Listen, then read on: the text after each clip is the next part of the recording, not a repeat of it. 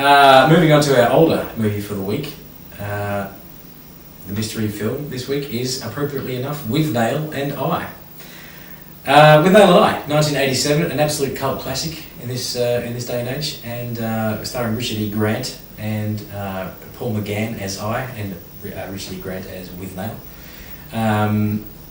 Bruce Robinson was the director, and Bruce Robinson and Richard E. Grant went on to make another film after this one, trying to replicate the success of Withnail and I. But really, Withnail and I is a standout and a standalone one-off sort of film. The story revolves around I and Withnail, unemployed actors both, and their journey to a secluded farmhouse in the English countryside. Not too much in the way of story, really, to speak of. They get drunk a lot, or they try to get drunk a lot, and the comedy that flows out of the situations there. Very much of it's a period piece, because it is set in the last months of 1969, obviously the end of the 60s. So there's kind of that undertone hanging over it as well. Richard Griffiths is fantastic as the rather camp Uncle Monty, who they meet. They meet early on in the film. He comes out to the farmhouse. I don't think that's too much of a spoiler alert there either. Like I said, not too much in the way of the story. It really is all about the characters, and an absolute cult classic, endlessly quotable. Camberwell Carrot has come into the lexicon. Amongst others, Eleanor. Yeah, I don't want to say. It's funny because it is such a good film, and it won a best screenplay award in 1989 for. I'm just referring to for the an Evening Standard British Film Award. Standard British Film Award. So it won best screenplay for that, and you can understand it because it is the dialogue in the play. In the film. Is so stellar and spawned so many of those cult quotes that we use. We want the finest wines available to humanity, and we want them now. And Richard, the performances are just. I'm actually scared to review it because I don't want to give too much away about the plot. I actually thought it is quite. I found it to be hilarious and so clever, but also very sad at the end. This doesn't give anything away about the plot, but Richard E. Grant does this monologue, from Hamlet, at the end, and it's just this beautiful rounding off of this very,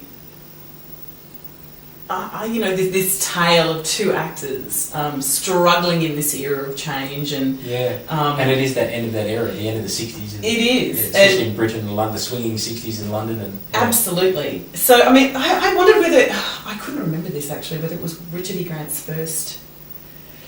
I need to check that, whether it was his first. I'm not sure either. It was a film that made him, though. It really made him. It was just wonderful that he was, playing this role in the film, which is sort of about this struggling actor, and what he sort of, does to try and get his life back on track following Marlowe. Milo, yeah. You never hear that though, even in the credits at the end of the film. It's like, Withnail and then and I as Paul McGann. And Richard Griffith is just amazing. Yeah. He's amazing. Uncle Monty. He's just so kind of repulsive, but at the same time endearing. Yes, very endearing. But like you say, very repulsive at the same time. I don't know. Sorry. No, go. I was going to say, I don't know if you've caught up with Richard E. Grant's autobiographical book called Withnails, and it talks about the making of. I have not actually. He talks about the making of a few films that he's worked on, but the chapter on Withnail and I is spectacular, and he plays this alcoholic, unemployed actor, basically a student, and he never drank a drop in his life, and I think the story goes that Bruce Robinson and Paul McGann conspired against him to actually get him pissed out of his brain. And absolutely make him looking absolutely drawn and really disgustingly hungover all the time, and I think it worked. It worked in spades. If you look at him in the film, and you just think, "Oh God, you're sickly." Well, that's the beauty of the film too. Is watching. It's so at the same time. you know, we've all, I don't know, like we've all kind of lived in those student digs where there are more rats than human beings living in the house, you know, at some point, and you sort of look at your life and go, what the hell am I doing? And watching them, you know, subsist in this environment. Yeah, subsist is the right word. Yeah, just sort of struggling through, and I don't want to say too much because I do think if you haven't ever seen the film, you just need to watch it, just for things, you know, like Uncle Monty, some of the stuff that comes out of his mouth, and you know, I must have you, you know, even if it's going to be rape.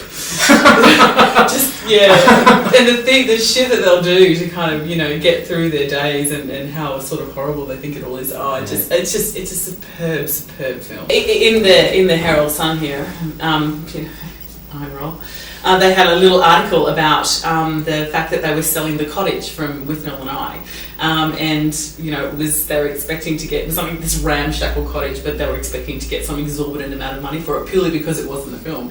And I mean, it's terrible. If I'd had the cash, I would have loved in a bit. It's just, you know, when you watch a film, you'll understand just how kind of iconic it was. I have to say, I have seen it a number of times. I think 3 or 4, maybe even 5 times. But I don't love it as much as others. I can't put my finger on why. I mean, it's a very drab film. It's a very drab looking film. It is. And it's of a certain mood, I suppose. And you wouldn't want to watch it if you've just found out that you've got a new job or a raise or a promotion or something that's really, you know, life affirming in your own life. Yeah, absolutely. Unless you want to be brought back down to earth, of course. But and I think that's the beauty of it too, because there are moments of it which are so absurdly funny. You know, this sort of the ludicrous scenarios that they get themselves into, but at the heart of it, it is this kind of really melancholic kind of tale about these two human beings in a particular situation in their lives.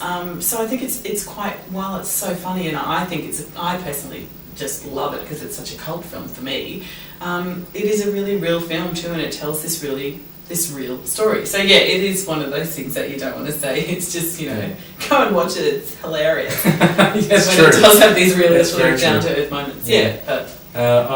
Just quickly, there's a strange Beatles connection there. George Harrison, I think, co-produced it. And at the end of the film, during the credits, you'll see a strange credit for creative consultant Richard Starkey, MBE. So figure that one out. Anyway, just as on the ratings front, I will go for 7 out of 10 nails. Oh, look, I'm going to have to give it. Can I give it an 8 nails and then a half a bang? Just so I don't. 8 nails and half a bang. Half a bang and a broken thumb. Right, you fucker. I'm going to do the washing up. No, you can't. It's impossible, I swear. I've looked into it. Listen to me. There are things in there. There's a tea bag growing. You haven't slept in 60 hours. You're in no state to tackle it. Wait till the morning. We'll go in together. This is the morning. Stand aside. You don't understand. I think there may be something living in there. I think there may be something alive. What do you mean? A rat? It's possible. It's possible. Then the fucker will rue the day. Well, that's the show for this week. Just a quick valet to John Forsyth, who was the voice of Charlie from Charlie's Angels at the age of 92. Valet, Mr. John Forsyth. Just a quick reminder again that the La Mirada Film Festival, courtesy of Acme, is still on till the 11th of April. So get along to that one if you're in Melbourne. And that's about it for this week. Have you got anything for us, Eleanor? No. Go and see films. Yes. They're good. Yeah, go and see films. That's my... Sometimes. Issue. Thanks for watching. We'll see you next time.